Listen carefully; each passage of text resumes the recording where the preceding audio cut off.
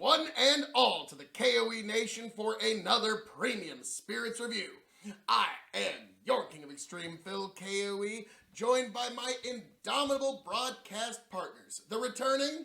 Oh, hey, I'm Jermz. And the one and only... the Blend Master, Tong GEE. Like, share, subscribe. And this is one Tony's been looking forward to. Yeah, Only one bottle. Only one bottle. There's no line here because technically there's only one bourbon that's affordable under this brand. There is a 10-year of the Michter's bourbon, but this is the Michter's small batch, folks. We're going to give this one a try to see if it makes its way into the bourbon tournament. But I had to pick this bottle up because we did the Michter's Rye. I'd heard so many good things. Everybody says, oh, it's so good. I'm like, all right, fine. I found a bottle for $39.99. I bought it. We reviewed it, and I instantly went, oh my, that's the best rye I have ever had. So instantly, when the idea of the bourbon tournament came up, I said, Phil, I feel kind of inclined to at least give Michter's bourbon a fair shake at this. Now they have the Michter's Rye, the Michter's Bourbon, the Michter's American Whiskey, which I believe is a blend, and then a Michter's Sour Mash. The bourbon is the only one that would potentially make the bourbon tournament. I am excited for this. I have very high hopes. So as long as it meets it, high hopes. I feel like it will make it in. High hopes. He's got high apple pie in the sky hopes. So we'll see how this one goes. This has a chance that happened. This has a chance to win a solo entry into the tournament. Let's see if Michter's can go 2 for 2 on knocking me off my feet. How does this work then? I'm a single bottle. This is the only... This is a wild card? Yes, this is one of the only bourbon offerings of this particular distillery that can be readily found. Well, if I wanted to blow a bunch of money, I would have sought out the 10-year. We would have done a fair review. It's a unicorn bottle now. Yeah. But yes, with some of the other lines, we're going to go through their offerings to give a better impression. But since this is pretty much their only bourbon, but Tony was so blown away by the rye, it's like, we got to give this bourbon a shot. So it is a must. Let's see how it hits the nose, folks. Sweeter. Very sweet. Not quite as powerful. No, I don't smell any grain. There's no ethanol nose there. I get a little grain, but... No, I'm not getting grain. I'm getting... Not burn. No, there's no burn here. There's no burn on your nostrils. It's not a grain sweetness. It's more of a... almost like a taffy sweetness. I could see that, actually. Yeah. I don't know why that sprung to mind, but yeah, like a saltwater taffy, the way that smells sweet. And I love me some saltwater taffy.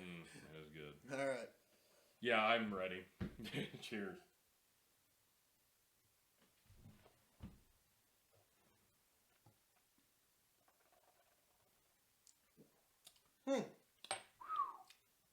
That's smooth. Yeah, there's a little bite on the back, but not much. On the very back. But it stays on the... There's the pepper. It's on the tail end. It's a little bit there, but it's not as heavy as some of the others we've had. Very light, very crisp pepper. Kind of a blend of a peppermint and a hot pepper. So this is a very simple but approachable bourbon. Yeah, there's nothing super complex on the initial flavor. I love the nose on this. It's approachable on the nose. It's clean on the tongue. You let it set. It starts to open up your airway. Need a cigar. You know, God, that's sweet. Oh, wow.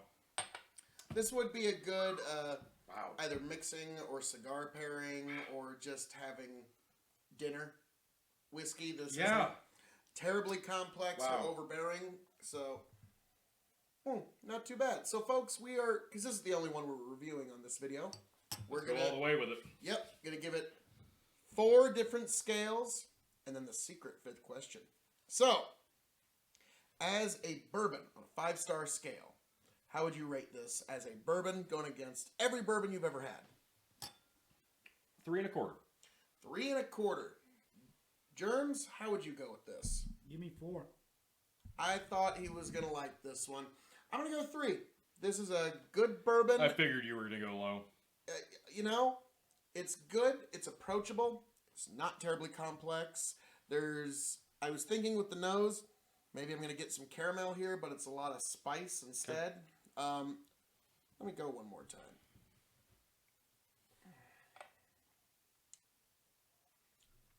No, I'm going to stick with that. Yep, three. Okay. Now, as a whiskey, this is putting it up against all the scotches, all the bourbons, Japanese whiskeys, Canadian whiskeys, what have you. Easily a 4. A 4-star whiskey. Yep. Jermz? Yep. What's your take on this one? Yeah, 4. 4. I'm still there. Okay. Yeah. I was going to stick with 3. No. You're wrong. Sorry. Not sorry.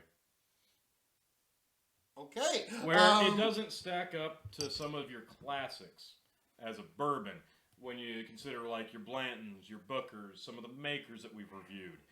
It doesn't have those same qualities, so your immediate instinct on a bourbon scale is to punish it for that. And that's a little bit where I went. As far as a whiskey goes, this is sweet, it's approachable, it's clean, it's crisp, it finishes nicely, it's delightful on the palate, and I like to keep drinking it. So this is a great whiskey.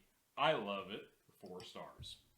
You know what? You sold me. You moved me to 325. Okay? Because it's good, but I'll be honest. This is a good whiskey. I'm not blown away by this whiskey. That's fine. Okay? But all right. So we move on to cask-aged spirit. And this is one Tony's infamously hard to please here. Jermz, this is putting it up against every, basically, brown rum, reposado tequilas, Armagnac, cognac, all the world of whiskeys, pretty much anything that they have to age in a cask.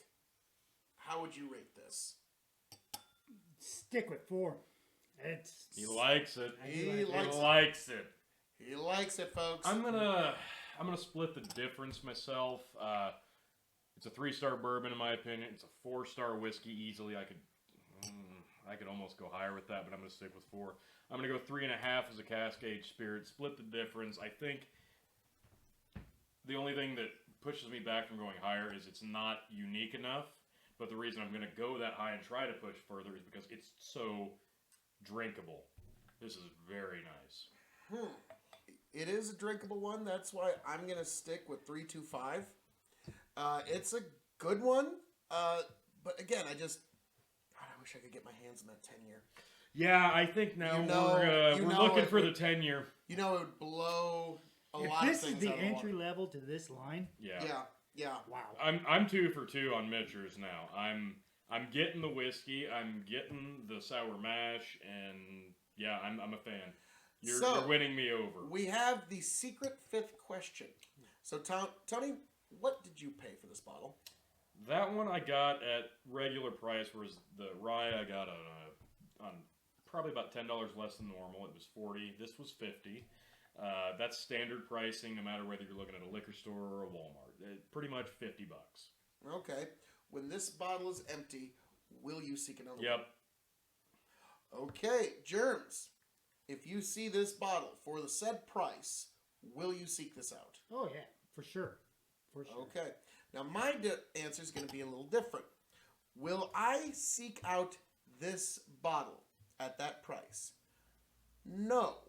And the reason is because now I have added Michter's 10-year to my hunt for the unicorn bottles because we have to contrast and compare. Yeah, now that they've done 2 for 2, now I'm like the toasted barrel. I kind of want to try that really bad. Yeah. So we're going to have to get a little deeper into Michter's, but I'm going to keep my eye out for the 10-year. If you want to go deeper into the other offerings, please do, and we will have that review right here. So, guys, does this make it into the bourbon tournament? I vote yes. Yes, definitely.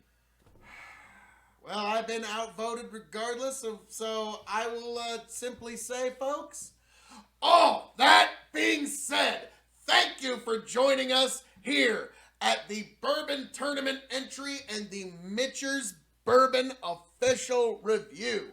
I am your King of Extreme, Phil K.O.E., signing off and handing it off to these two indomitable broadcast partners. Be sure to like, share, subscribe. Signing off to you first, my man. Jermz. Oh, leave the bottle. Tony G, the Blend Master, loving me some Michters. Catch you later, folks.